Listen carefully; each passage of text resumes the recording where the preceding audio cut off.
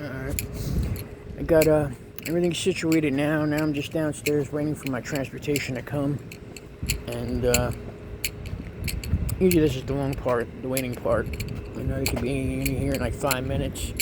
Sometimes you're down here when I'm just getting off the elevator, or sometimes I have to wait an hour.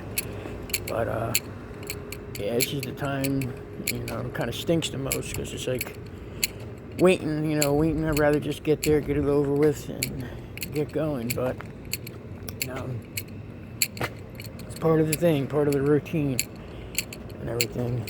And I apologize for getting kind of upset before, because this has been very emotional for me over, you know, stuff that, you know, I can't control. You know, I have no control or say over this when, you know, some people say, oh, hurry up and do this and you get better, and that's not going to happen. You know, dialysis is a lifetime thing.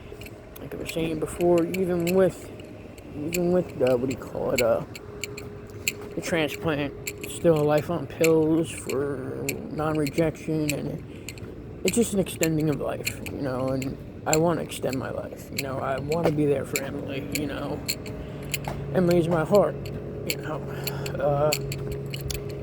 This past year and a half has been rough because, you know, I haven't been able to hug Emily, and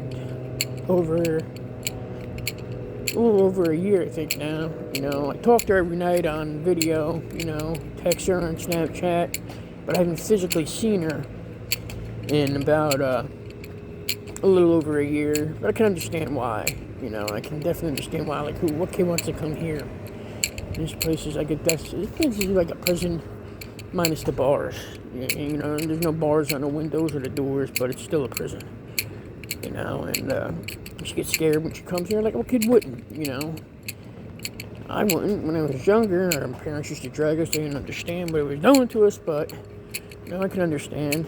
And then on the other hand, people were saying, well, why don't you go visit her? You know, well, she gets scared that, you know, that if I leave here, like, I'm going to get hurt, which in the past happened, you know. I would fall, pass out, sugar bottom out. There's just too many traumatic events that, like, you know, I can't even list on here. So I definitely understand where she feels comfortable that I'm here, that I'm doing what I got to do. I'm staying alive. You know, I'm hoping on the next phase of this, the next step comes, since they finally got all my insurance finally done. May 1st becomes effective, so I get a lot of the benefits I didn't get before. And hopefully, in getting to my own place, you know, and getting a little bit of my independence back, you know, and then maybe I can see them a little bit more, you know, be a little bit more involved in her life rather than just a phone call, you know. But, I tell you, it's been one hell of a fucking journey. You know, I wouldn't wish this shit on nobody, man. You know, you gotta be tough-skinned. You know, it's not just me. It's like I see the people in here, and I can only imagine what they have to go through.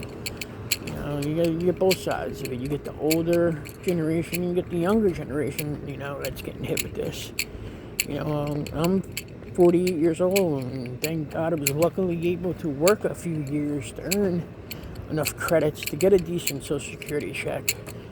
Whereas, like, some of these kids that I meet, I meet kids, like, you know, I mean, youngins, just don't have enough work credits in, they don't have enough for disability, and, you know, some of these kids found out they had kidney failure with 2 or 3 kids deep, you know, I mean, families started, and, you know, God bless them, man, God bless them, you know, and, you know, it's a rough journey for everybody, you know, and it's, everybody takes it on their own here, you know, but, it's rough, you know, and I think this would be good for me therapeutically to finally put it on tape. You know? Excuse me. The heartburn is killer in the morning. Oh, I don't even get to eat anything, you know? But, there's a lot of things I like to go over with, you know? I'm going to put on tape, you know? The things I've lost, you know? Things that's just dwindled away, you know, and probably not coming back. You know, and like one of the big things is like a relationship. You know, like me and my wife, we had a good relationship or whatever. It got rough towards the end, even rougher once I got sick. And I can understand. I can understand who wants to be with this, who wants to be with that. You know how rough it was, me being sick and in the hospital. You know, it just, me going to the hospital, getting better, coming home, trying to be a dad, not taking care of myself. It was just the repetitive as a dad, just, it was a bad cycle. You know, did I want to come here? No. In the beginning, did I need to come here? Yeah. I need to come here to get a bunch of stuff fixed in order properly, so I can properly start taking my medicine the right time. You know, it was a hard decision, and criticize me all you want, I still smoke. It just, the stress levels of everything, it's one of the few things I have to relieve stress. I'm not on any of those Xanax, this, that, the other fucking thing. I don't take any of that. My anxiety reliever is a cigarette. One way it's gonna kill you or not, right?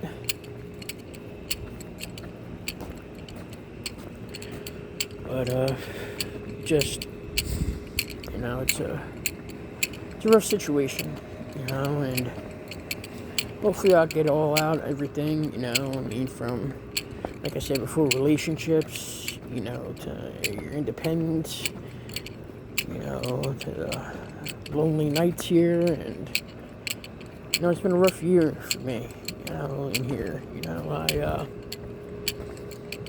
very rough year. Very rough year. The holidays were horrible. That was one of the worst things for me. Was like Thanksgiving, Christmas. It wasn't exactly a good time for me. To be honest, I was totally by myself. For Thanksgiving and Christmas Eve, and New Year's. Like, I miss my family, I miss what I had, You don't realize how quick it can all be scooped away from you. You're strapped down to nothing. And there are few some days, it's, what am I fighting for, It's like, get up every morning, it sucks.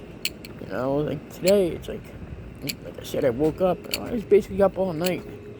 The day before dialysis, usually don't go to sleep, just try to sleep during the time you're there. But, it's just been rough. I gotta do something real quick. I'll check back in. I'll be back in a little bit.